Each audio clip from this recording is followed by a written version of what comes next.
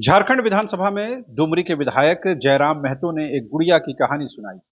वो गुड़िया की कहानी पूरे झारखंड को कहीं न कहीं ये एहसास और यकीन दिलाता है कि किस तरह से यहाँ के रैयतों के साथ, यहाँ के आदिवासियों के साथ, यहाँ के मूलवासियों के साथ जो है घटनाएं हो रही हैं। और वो ये कहानी गुड़िया के माध्यम से बताने की कोशिश करते हैं किस तरह से हमारी ज़मीन, हमारी जायदाद, हमारी संपत्ति सब कुछ जो है खनन के नाम पर ले ली गई है, लेकिन उसका एक हिस्सा भी हमें लौटाया नहीं जाता है। आप खुद सुनिए जयराम महतो इस सिलसिले में क्या कुछ कह रहे हैं। महोदय, एक छोटी सी कहानी मैं बताना चाहूँगा। एक महिला थी, उसकी छोटी बच्ची जिसकी उम्र 5 वर्ष थी, वो अपनी माँ से आकर पूछती है कि माँ, छोटे भाई का मृत्यु कब होगा। तो माँ ने पूछा कि बेटी तुम ऐसा क्यों कह रही हो, अपने छोटे भाई को मरने के लिए क्यों कह रही हो।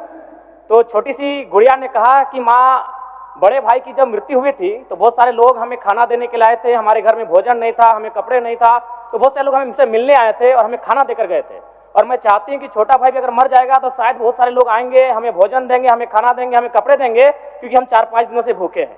महोदय, आज यही भाव कोयलांचल के हर एक रैयतों के घर में है कि जब भी हमारी जमीनों का अधिग्रहण होगा, जब कोई कंपनी हमारी जमीन का अधिग्रहण माइंस के लिए करेगी और जब माफियाओं के द्वारा उन पर लाठीचार्ज होगा, उनके लठेत के माध्यम से उन पर हमला होगा, तो कोयलांचल के रैयत चाहते हैं कि साथ साथ में 2-4 IAS IPS को भी चोट लगे।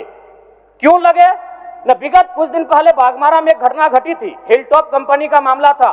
DSP महोदय घायल हुए थे, सरकार ने वीडियो कॉल से बात किया था, सरकार ने उस मामले को संज्ञान में लिया था। लेकिन ठीक उसके कुछ दिन बाद सिंदरी के सुरंगा में फिर एक घटना घटती है। इस बार महिलाओं को सड़क पे दौड़ा दौड़ा कर पीटा गया, उनकी साड़ियों को फाड़ा गया, उनके कान की बालियों को नोच कर छीन लिया गया, लेकिन न FIR होता है न कार्रवाई होती है। महोदय, इसी प्रकार से आज एक मामला संज्ञान में आया है। मैं सदन को सचेत करना चाहूंगा, ये मामला मांडू का है। महोदय, मांडू के प्रभावित गांव बसंतपुर, पचड़ा, कोतरे, बालमहुआ, हुरदाग, रहवान, पचमो, इचाकडी, बरगैया, ठोठाटा, लइयो, दनिया, यहाँ एक कंपनी है। उस कंपनी का नाम है पावर मेक लिमिटेड और उसकी सहयोगी कंपनी अमर इंडिया लिमिटेड।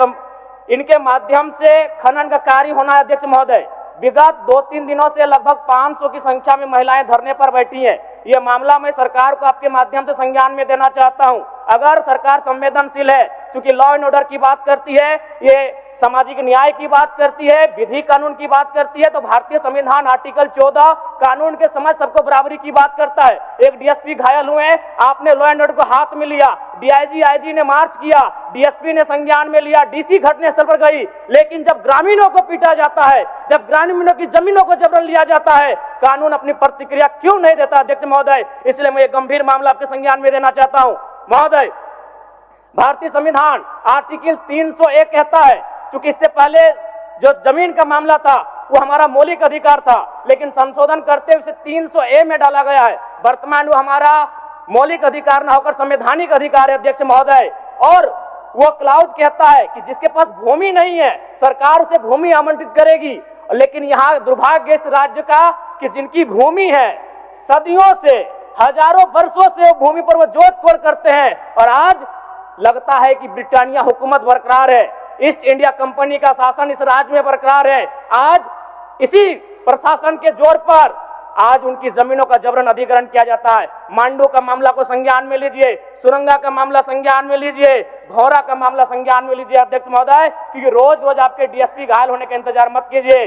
विधि के समक्ष अगर सब बराबर हैं तो रैयतों को भी जान जाती है, रैयतों को भी चोट लगता है। इस मामले को संज्ञान में लेंगे। महोदय, मैं आगे कहना चाहूंगा, अभी वरिष्ठ नेता ने कहा लॉ एंड ऑर्डर, मैं मानता हूं कि लॉ एंड ऑर्डर आपका है, लेकिन कहां है अध्यक्ष महोदय?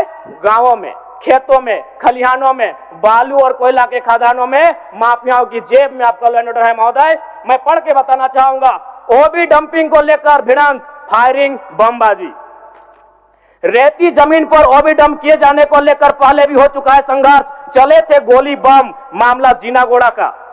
देव प्रभा आउटसोर्सिंग के समर्थकों व ग्रामीणों में झड़प, पत्थरबाजी व फायरिंग, तीसरा थानेदार का हाथ टूटा। अचानक बमबाजी व फायरिंग से मची भगदड़, पुलिस की मौजूदगी में एक दूसरे पर पत्थर बरसाते लोग। मैंने कहा लॉ एंड ऑर्डर है अध्यक्ष महोदय? कहाँ? गांवों में, खेतों में, खलिहानों में, कोयला के खदानों में, माफियाओं की जेब में अध्यक्ष महोदय। मामले को गंभीरता पूर्वक संज्ञान में लीजिए अध्यक्ष महोदय। फिलहाल मांडू के मैंने जिन गांवों का नाम जिक्र किया है, अभी भी 500 महिलाएं धरने पर बैठी अध्यक्ष महोदय। अगर सरकार इस मामले को गंभीरता पूर्वक नहीं लेती अध्यक्ष महोदय, तो बागमारा और झरिया जैसी घटनाएं मांडू में घटित होने में देर नहीं लगी अध्यक्ष महोदय। इसलिए मैं चाहता हूं कि इस मामले को आप संज्ञान में ले। दूसरी बात अध्यक्ष महोदय, मैं आपके माध्यम से एक अत्यंत गंभीर मामला संज्ञान में देना चाहता हूं। धनबाद जिला तोपचाची प्रखंड अंतर्गत पिपराडी गांव, आजादी के 78 साल बाद भी उस गांव की सड़क मुख्य सड़क से जुड़ नहीं पाई है। उनका मामला आता है अभयारण्य भूमि, सेंचुरी का भूमि का मामला संज्ञान में आता है। अध्यक्ष महोदय, मैं सदन के माध्यम से सरकार से पूछना चाहता हूं कि पारसनाथ पहाड़ में सड़क बन सकता है तो पिपराडी गांव में क्यों नहीं बन सकता है अध्यक्ष महोदय? पारसनाथ पहाड़ में जिन लोगों की सड़क की जरूरत थी अध्यक्ष महोदय, चूंकि वह धनी लोग थे, वो संपन्न लोग थे, इसलिए पारसनाथ के पहाड़ में जो कि सेंचुरी अभयारण्य है, सड़क चली गई, लेकिन पिपराडी गांव सड़क नहीं जा पा रही अध्यक्ष महोदय। ये तोपचाची प्रखंड का मामला है, इसे संज्ञान में लेंगे।